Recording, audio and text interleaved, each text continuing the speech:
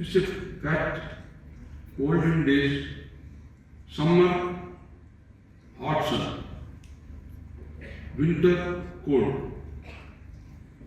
and in the rainy season, rains. No reverse. Climate is not under our control. This is not only in India, all over the world. Therefore, ASC that is committed to make people to realize, recognize that the climate is very important. Climate is very important. How to protect the climate change.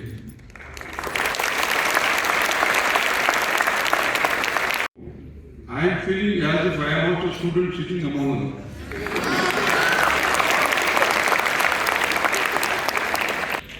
The most important is, in life, this is the age when I had determination, dedication, devotion. I was a graduate of Nizam College of Hyderabad. 65 years back, nobody was born. I had a oath. I must make a mark, achieve in life. నిర్మించబడుతున్న plastic రహిత భారతదేశం కోసం Ashesh green కచేరీకి ఈ రోజు మనతో చేరిన ప్రతి ఒక్కరికి నా హృదయపూర్వక కృతజ్ఞతలు తెలియజేస్తున్నాను. ఈ వేదికను అలంకరించినందుకు మన విశిష్ట అధిపతులు Congress working committee permanent invitee Subbarami Reddy మరియు అధిపతులందరికీ కూడా నా ప్రగడ కృతజ్ఞతలు తెలియజేస్తున్నాను. నేటి సంగీతకారులు కలిసి భారతదేశం యొక్క సుస్థిర భవిష్యత్తు కోసం ఒక ఉమ్మడి నిబంధనను చాటుటకు ఇది ఒక అర్థవంతమైన సందర్భంగా ఉంది. ప్రపంచవ్యాప్తంగా ఉన్న దేశాలతో పాటు భారతదేశం కూడా ప్లాస్టిక్ కాలుష్యం యొక్క పెరుగుతున్న సంక్షోభంతో బాధపడుతుంది.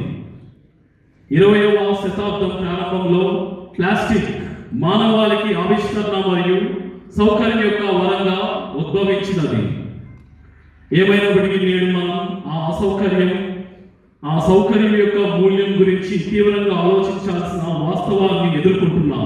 ఇది ఒక యూత్ బృందంతో కలిసి మనం చేసేది. ఈ ఆసేజ్ మీనింగ్ ఏంటంటే save the earth A to Z.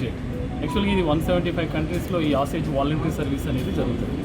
యాక్చువల్గా మెయిన్గా ఈ ప్లాస్టిక్ రహితంగా ఇండియాగా మేము చేయాలనే ఉద్దేశంతో అనేక మంది యూనివర్సిటీని ఈ సౌత్ ఇండియాలో భారతదేశంలో 175 కంట్రీస్లో ఈ ప్రోగ్రామ్స్ అనేవి జరుగుతుంది. అలాగే ఇప్పుడు మనం హైదరాబాద్లో కూడా అనేక మంది VIPs ద్వారా కూడా దీన్ని తెలియజేస్తూ అవేర్నెస్ అనేది తీసుకురావాలని ప్రయత్నం చేస్తాం. ముఖ్యంగా ప్రపంచంలో నిజంగా సంవత్సరానికి 400 మిలియన్ల టన్నులు అనేది ఈ ప్లాస్టిక్ అనేది తయారవుతుంది. దాంట్లో అనేది సగం దాకా ఒకరోజు మాత్రం కేవలం ఒక్కసారి యూజ్ చేసి దాన్ని మనం పడేస్తాం. అదేమైపోతుందంటే చివరికి మనం తినే ఆహారంలో, నీటిలో కూడా, తాగే నీరులో కూడా అదేమైపోతుంది మైక్రోలాగా మన ఆరోగ్యానికి కూడా చాలా ఎఫెక్ట్ అని అవుతుంది. చివరికి ఇది ఇండియా కూడా ఒక క్యాన్సర్ లాగా తయారయ్యే అవకాశం కూడా ఉంది. అందుకే దీన్ని మనం రెక్టిఫై చేయడానికి, ఈ ప్లాస్టిక్ రహిత ఇండియా ఉండడానికే ఈ యొక్క గ్రీన్ కచేరీ అనేది ఈ ఆసేజ్లో మేము ఇక్కడ స్టార్ట్ చేస్తాం. దీని ద్వారా మేము అవేర్నెస్ తీసుకురావాలని ఎంతో ఆతృతగా ఉన్నాం. దీనికి అందరూ కూడా ఈ సపోర్ట్ చేస్తారని కోరుకుంటున్నాం. Thank you.